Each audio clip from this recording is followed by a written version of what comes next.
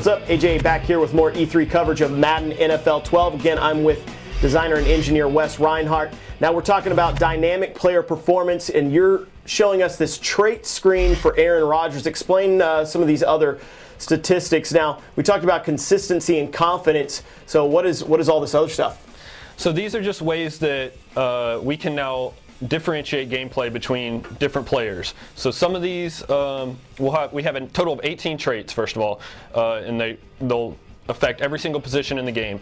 But these that we're looking at right now, we have Aaron Rodgers. This is his ability to scramble, how often he does it.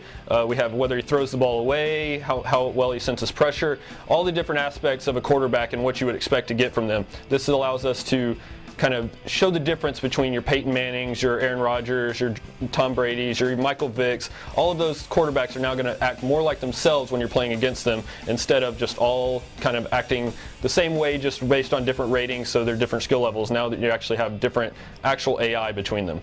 Okay, so we've talked a lot about Aaron Rodgers and Tom Brady being kind of similar in that they're both pretty close together as far as their overall rating. But now, because of dynamic player performance, you can differentiate on how they play the game. So explain like the tuck and run. He does it sometimes. Obviously Aaron Rodgers likes to scramble around, whereas Tom Brady, you can show us that too. Like, I'm guessing he is a never or something. He's Tom Brady's a rarely, so okay. He's only going to kind of scramble if you get the pressure all from one side. He's just got wide open field. You might every once in a while see Tom Brady scramble in those exact perfect situations. Aaron Rodgers, on the other hand, is going to take advantage of what the defense gives him. He's going to if you're in prevent defense, when he's going to take those 10 yards you give him. He's going to get that first down and move the ball, move the chains. So that's the difference there. We also have a often version of that trait, which you'll have the Michael Vicks and the scrambling quarterbacks, and you'll see them. You've got to make sure you have a QB spy on them, and otherwise you're just gonna get burned all day by them. And the other traits, the throws ball away. Tom Brady has this as a yes. He's not, when he sees pressure coming, he's just going to get the ball out of there. He's not going to risk anything. He's just going to throw the ball out of bounds. Aaron Rodgers, not really so much. He's going to try to find his open receiver. He might take a sack here or there, or he might kind of find that secondary receiver that's open. Tom Brady, he will as well, but he's going to not take the risk that you would see. So these are all the different QB traits right here. That's obviously, you said this affects other positions in the game as well, not just quarterbacks. So let's take a look at somebody else. Okay, so we'll look at Ryan Grant here for halfback of the Packers. These are the traits right here for pretty much all halfbacks.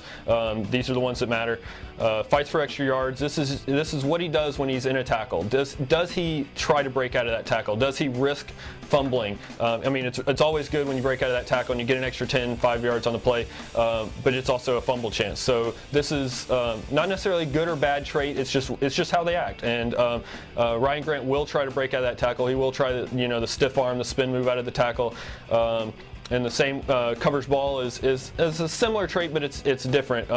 And this is when they actually will kind of cover the ball against those big hitters. So if he's going up against Ray Lewis, a big hitter, he's going to protect the ball. But if he's going up against that weak cornerback on the outside, he's going to try to run him over. He's going to either do some elusive move or at least truck him or do something to try to get by him.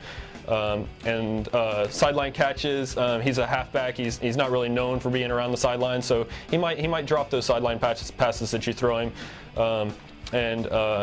Yeah, that's Ryan Grant. That's pretty cool. And some of these are kind of risk reward. Exactly. Another good example of that is on the defensive side of the ball. We have Collins here. The plays ball in the air trait. He's going to be that guy that tries to cut in front of that pass. So he's a safety. He's supposed to be the last line of defense, but you throw up that deep post route, he might try to cut in front of it. He might pull in the pick. He might also get burned for that long touchdown. So it's the same on this side of the ball. And while we're here, we'll talk about the other kind of defensive traits. We have the big hitter trait. This is going to be the Harrisons, the Farriers. All those guys that just like to lay out the receiver.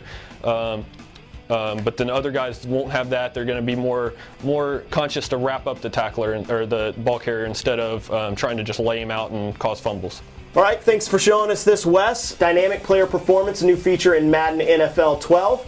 To keep up to date on all our E3 news here at EA Sports, make sure to follow us on Facebook at facebook.com/EA Sports. Click like if you haven't already done so. Thanks again, Wes. When's this in stores? August 30th. Very cool.